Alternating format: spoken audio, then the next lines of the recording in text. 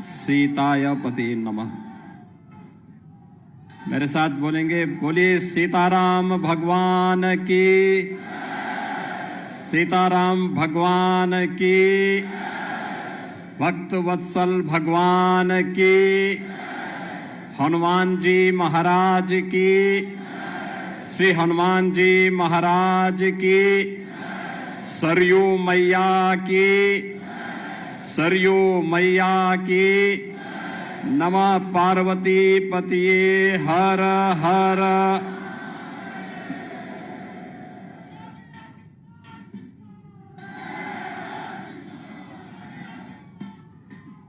प्रतिष्ठा द्वादशी के आज के इस पावन आयोजन में मंच पर उपस्थित पूज्य संत जन महंत श्री दिनेंद्र दास जी महाराज, महंत श्री धर्मदास जी महाराज, महंत ज्ञानी गुरजीत सिंह जी,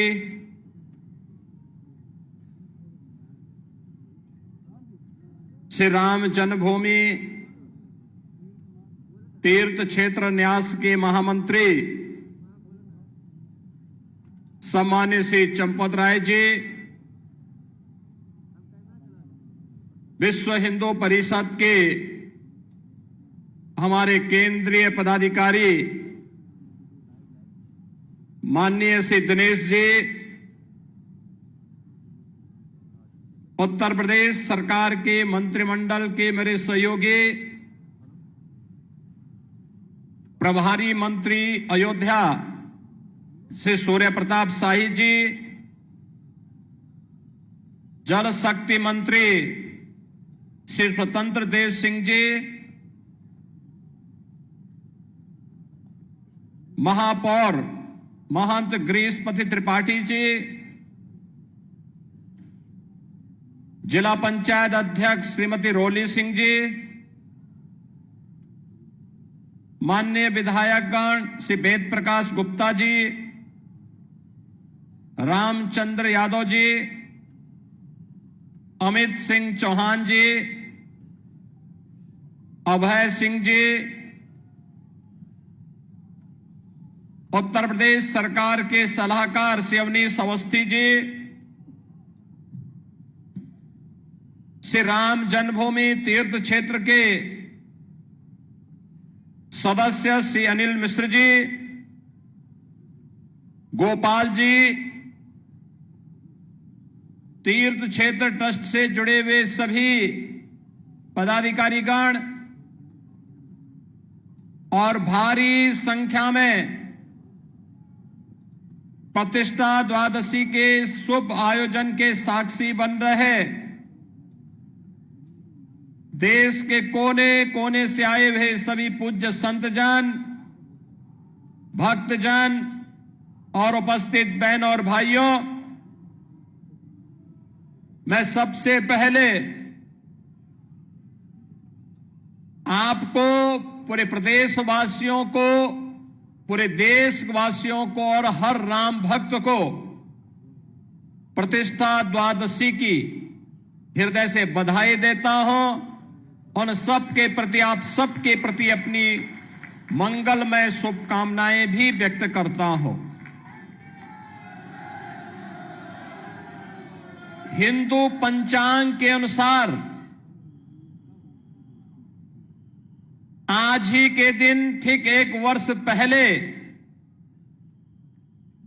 देश के यशस्वी प्रधानमंत्री आदरणीय श्री नरेंद्र मोदी जी के कर कमलों से 500 वर्षों का इंतजार समाप्त करते हुए श्री राम जन्मभूमि पर प्रभु श्री राम लला का मूर्ति प्राण प्रतिष्ठा का कार्यक्रम संपन्न हुआ था और इसीलिए 1 वर्ष पूर्ण होने के उपलक्ष्य में हिंदू पंचांग के अनुरूप श्री राम जन्मभूमि तीर्थ क्षेत्र न्यास के द्वारा आज प्रतिष्ठा द्वादशी के रूप में यानी पौष शुक्ल द्वादशी की इस पावन तिथि को आज प्रतिष्ठा द्वादशी के रूप में आयोजित करते हुए त्रिदिवसीय इस आयोजन का शुभारंभ किया गया है। स्वाभाविक रूप से 500 वर्षों का इतिहास और ये इंतजार, जिनकी दूरदर्शिता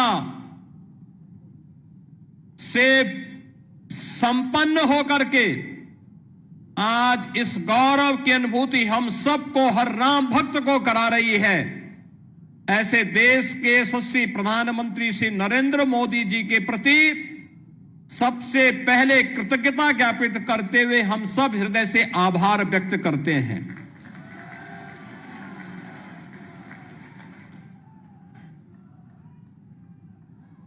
बहनों और भाइयों, इस अवसर पर श्री राम जन्मभूमि के लिए चले एक लंबे आंदोलन को, जो संविधान के दायरे में रह करके लोकतांत्रिक तरीके से जिस आंदोलन को एक मंच पर सजोने का काम राष्ट्रीय स्वयंसेवक संघ के मार्गदर्शन और नेतृत्व में सरदेव अशोक सिंघल जी ने आगे बढ़ाने का कार्य किया था, आज उनकी स्मृतियों को भी नमन करते हुए उन्हें मैं विनम्र श्रद्धांजलि अर्पित करता हूं। बहनों और भाइयों,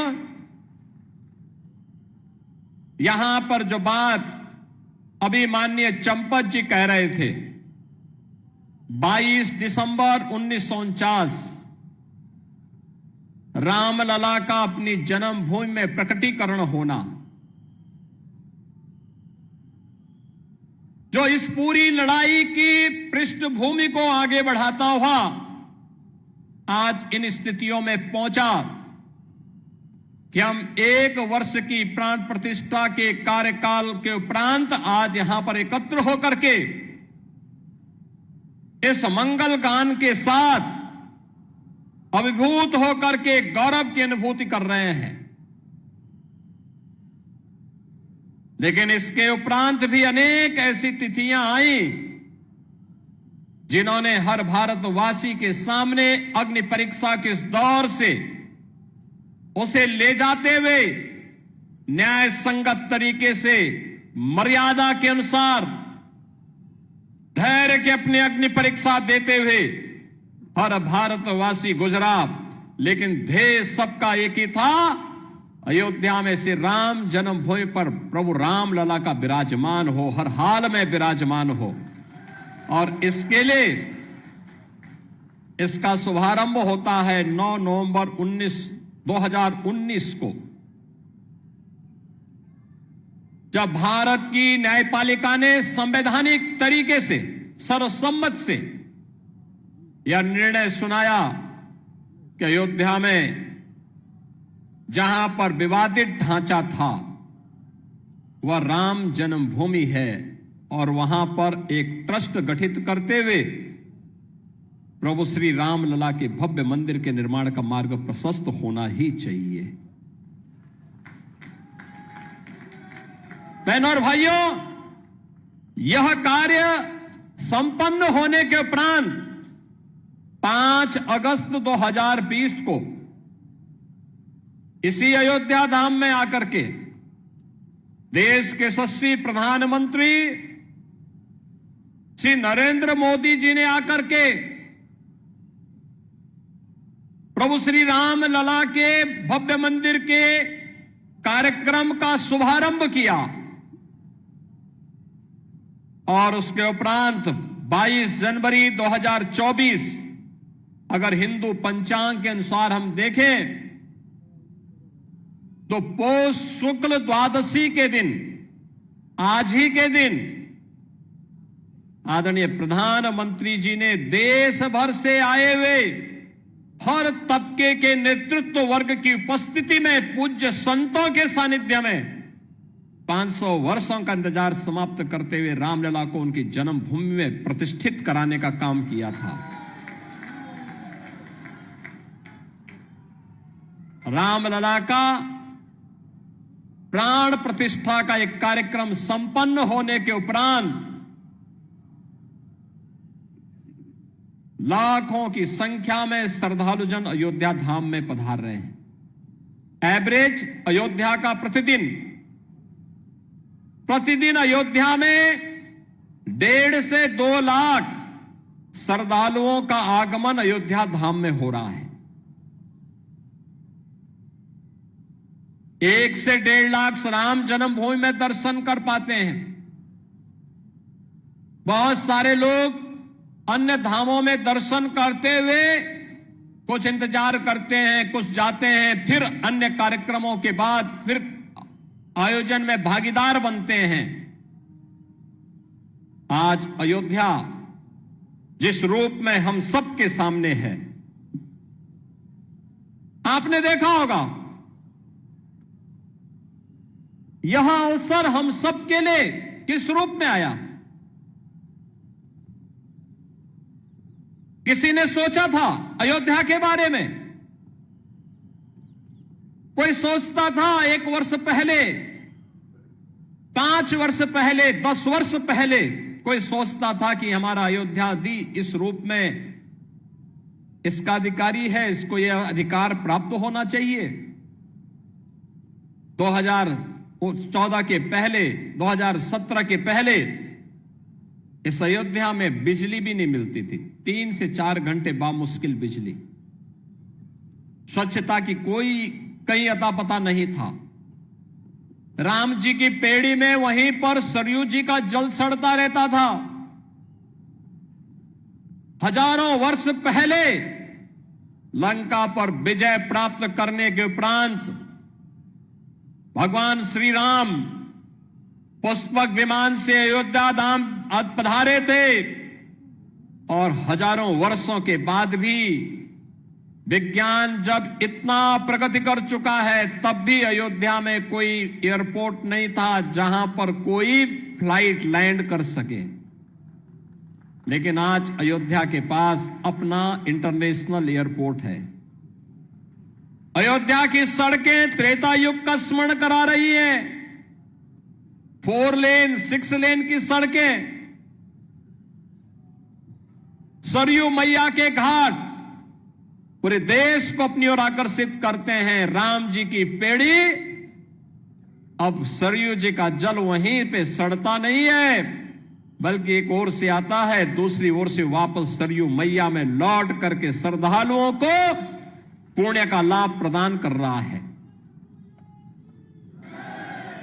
आज तो आप कहीं भी जाएंगे अयोध्या में, अयोध्या होने का एहसास कराता है। आज हमारी अयोध्या देश की पहली सोलर सिटी बन चुकी है। पहली सोलर सिटी, सूर्यवंश की राजधानी है, पहली सोलर सिटी अयोध्या बन चुकी है। ये जो बिजली यहां दिखती है ना, जलती है स्ट्रीट लाइट के रूप में घरों में, ये किसी थर्मल पावर स्टेशन से नहीं, किसी हाइड्रो पावर स्टेशन से नहीं, बल्कि सूर्य की रोशनी से जो ऊर्जा पैदा होती है, उससे ये बिजली जलती है और उसी बिजली को पूरी अयोध्या उसी का उपयोग करता है।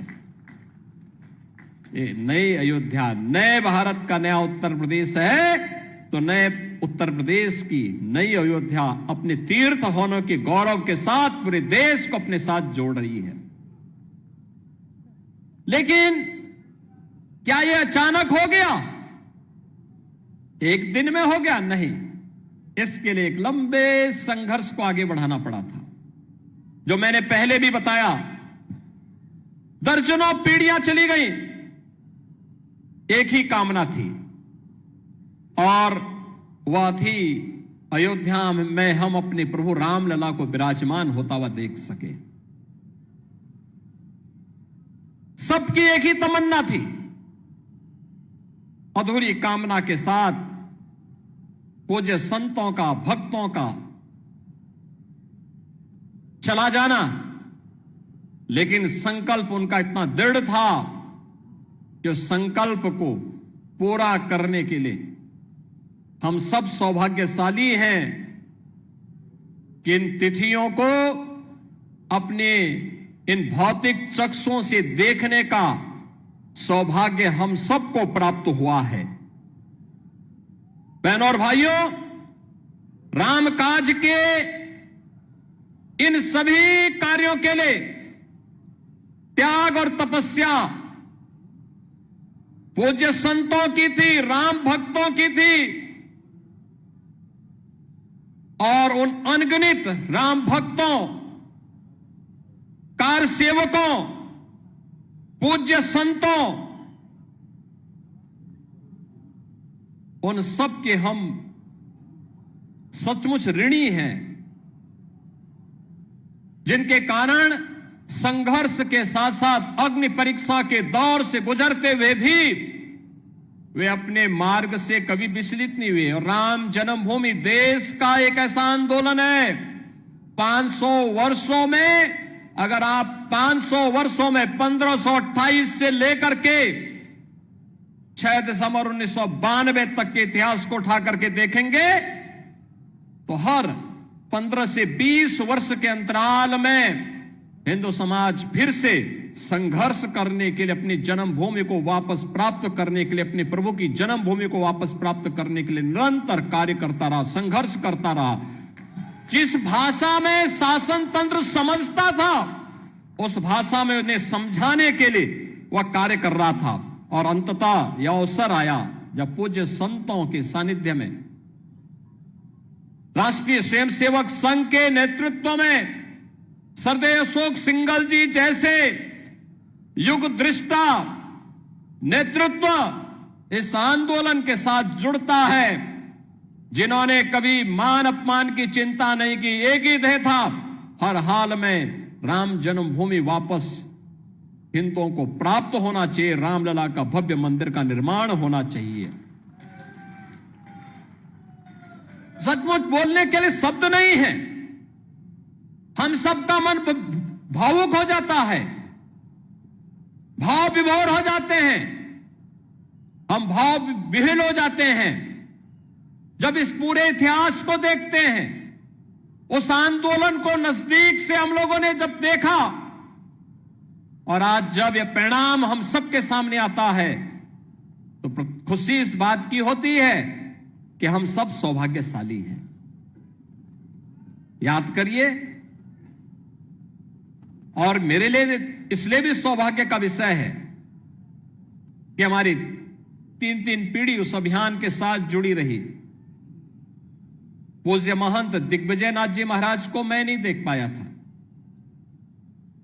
लेकिन अपने पूज्य गुरुदेव से जो मैं सुनता था, और मुझे याद है जब 2014 में मेरे पूज्य गुरुदेव अपने अंतिम, यानी उनके अंतिम श्वास चल रही थी, संजोग ऐसा था कि सरदेव अशोक सिंघल जी उस समय उनको देखने के लिए हॉस्पिटल में आए और अंतिम बातचीत भी उनकी सरदेव अशोक जी के साथ ही। काफी देर तक वह देख रहे थे, अशोक जी की तरफ देख रहे थे, और अंत में एक ही बात उन्होंने कही। मैं देख रहा था, उस दौरान वो कई दिनों से किसी से बोल नहीं रहे थे। अशोक जी को भी काफी देर तक, लगभग 1 घंटे तक वह देखते रहे, एक तख्तकी लगाओ निगाहों से देखते रहे, और अंत में उन्होंने अशोक जी को सामने बुलाया, कहा क्या राम जन्मभूमि का मंदिर बन जाएगा ना? तो अशोक जी ने कहा जरूर बनेगा, आप एक बार थोड़ा स्वस्थ होइए, जरूर बनेगा, जरूर बनेगा। और यही आश्वस्त के बाद कुछ ही दिन के बाद उन्होंने अपनी भौतिक देह का विश्राम कर दिया था। बहनों और भाइयों, बाबा अभिराम दास जी हों, पूज्य परमहंस रामचंद्र दास जी महाराज रहे हों,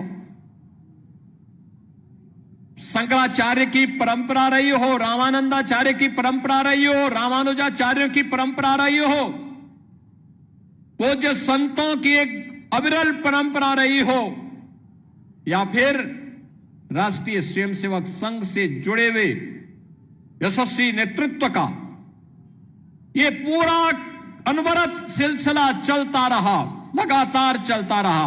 और आज हम सब यहां पर इस बात का एहसास कर रहे हैं कि राम जन्मभूमि के लिए जो ये आंदोलन चला था, आज वो एक सार्थक लक्ष्य की ओर आगे बढ़ते हुए किस रूप में जा रहा। जो भी अयोध्या आता है, कोई भी आता है, दुनिया के अंदर कोई भी आता है, वह व्यक्ति अभिभूत होकर के जाता है। जिसने 5 वर्ष पहले, 10 वर्ष पहले अयोध्या देखी होगी, आज जब अयोध्या आता तो उसको पहचानने में कठिनाई होती, कहता वाह, अयोध्या तो अब त्रेता युग का एहसास करा रही है।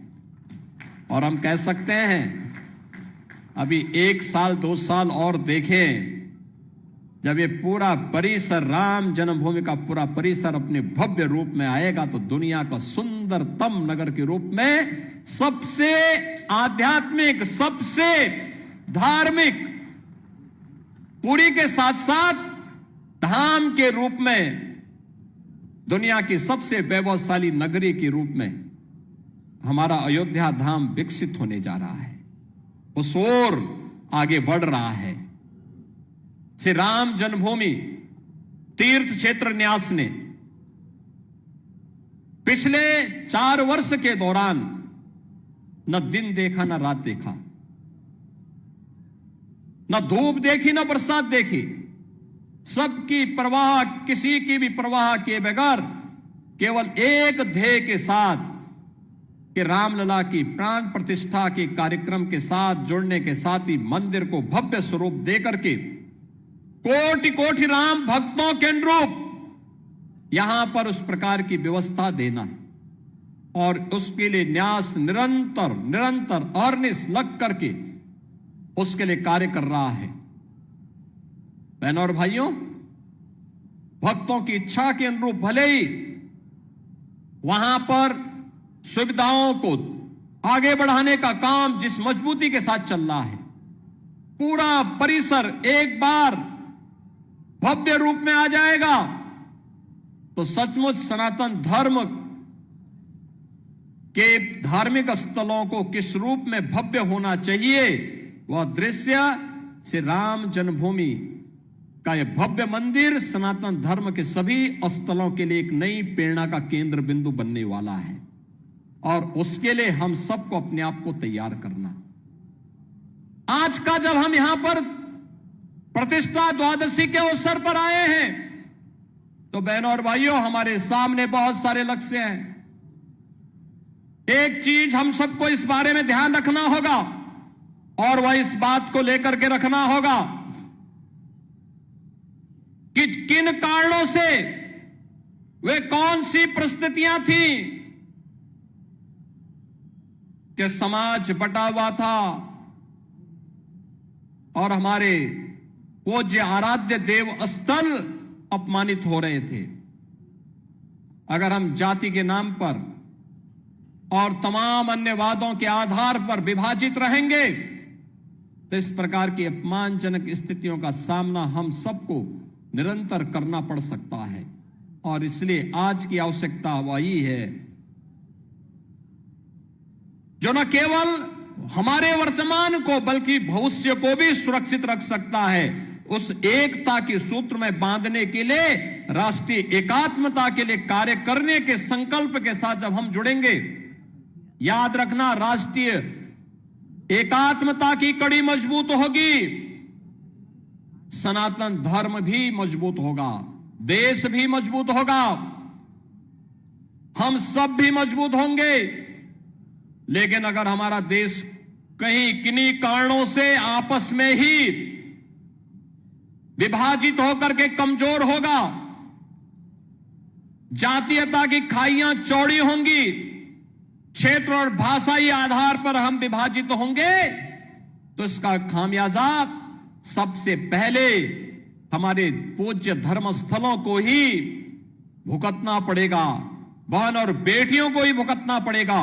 उस प्रकार की स्थिति हम सबके सामने दोबारा न होने पाए, यह एक नया संकेत भी द्वादश प्रतिष्ठा का यह आयोजन हम सबको, प्रतिष्ठा द्वादशी का यह कार्यक्रम हम सबको इस नई प्रेरणा के साथ आगे बढ़ने के लिए प्रेरित कर रहा है। और इस अवसर पर मैं आप सबसे यही आह्वान करूंगा, मैं एक यही आह्वान करूंगा कि प्रतिष्ठा द्वादशी हम सबको राष्ट्रीय एकात्मता को मजबूती प्रदान करने के लिए आह्वान कर रही है। और प्रधानमंत्री मोदी जी ने प्राण प्रतिष्ठा समारोह के दिन, आज के ठीक 1 वर्ष पहले, देशवासियों से यही आह्वान किया था कि राम तो हमारे लिए राष्ट्र के प्रतीक हैं। राम है तो राष्ट्र है, और राष्ट्र है तो राम है। दोनों को अलग करके नहीं देखा जा सकता है, दोनों एक दूसरे के पूरक हैं। उत्तर से दक्षिण तक, पूरब से पश्चिम तक, इन्हीं आराध्य देवों के कारण आज वर्तमान भारत है। और इस नए भारत को आज जिस दिशा में प्रधानमंत्री मोदी जी के नेतृत्व में आज आगे बढ़ाया जा रहा है, इसके लिए हम सबकी जिम्मेदारी बनती है कि हम सब उस अभियान का हिस्सा बने, उस अभियान का हिस्सा बने। याद रखना, सत्य को अधिक दिनों तक कोई धुंधला करके नहीं रख सकता है। सत्य एक दिन सबके सामने उजागर होगा, और सत्य का उजागर होना ही अयोध्या में राम जन्मभूमि पर प्रभु रामलला के भव्य मंदिर के निर्माण के रूप में हम सबके सामने सत्य के रूप में देश और दुनिया देख रही है।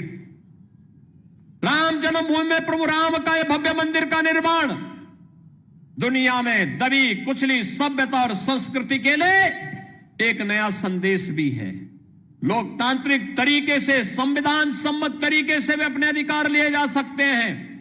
यह अधिकार अयोध्या में राम जन्मभूमि के लिए हुए अनगिनत बलिदान और उन सब मूल्यों के साथ अग्नि परीक्षा के दौर से बार बार गुजरने के बावजूद भी अपना धैर्य न खोना इस अभियान का हिस्सा रहा है।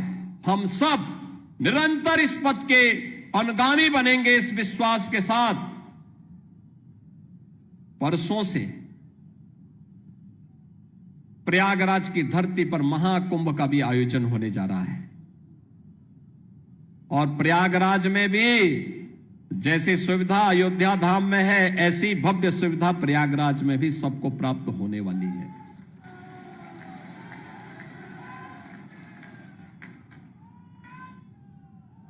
हम लोग कल ही वहां से आए हैं, पूरी व्यवस्था देख करके, अंतिम स्वरूप दे करके। और आप देखिए, कुंभ का मतलब, महाकुंभ का मतलब क्या होता है। देखिए, श्रद्धावान लभते ज्ञानम, आपकी श्रद्धा है तो बुद्धि, ईश्वरीय शक्तियां अपने आप दे देती हैं।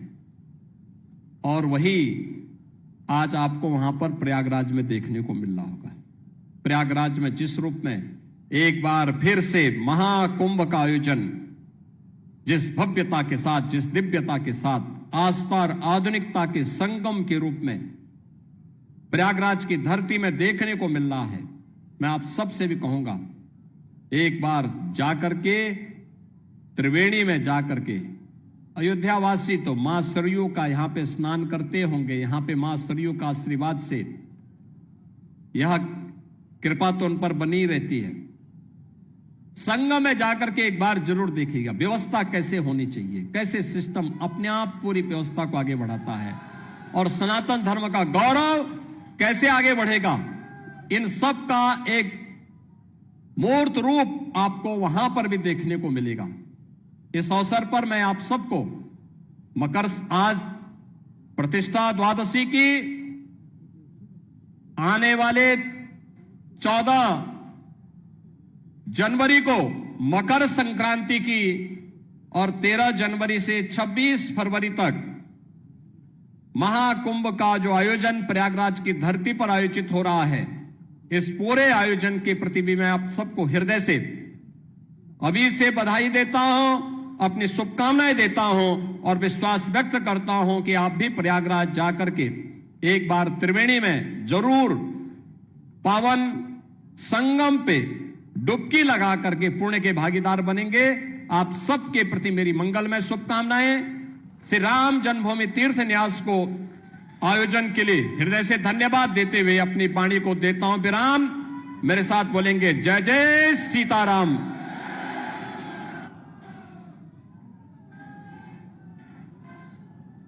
आपका आभार माननीय मुख्यमंत्री जी। अब मैं व्यवस्थापक श्री राम जन्मभूमि मंदिर गोपाल जी का आह्वान करता हूं कि वो मंच पर आएं और अतिथियों के प्रति धन्यवाद ज्ञापित करें। गोपाल जी।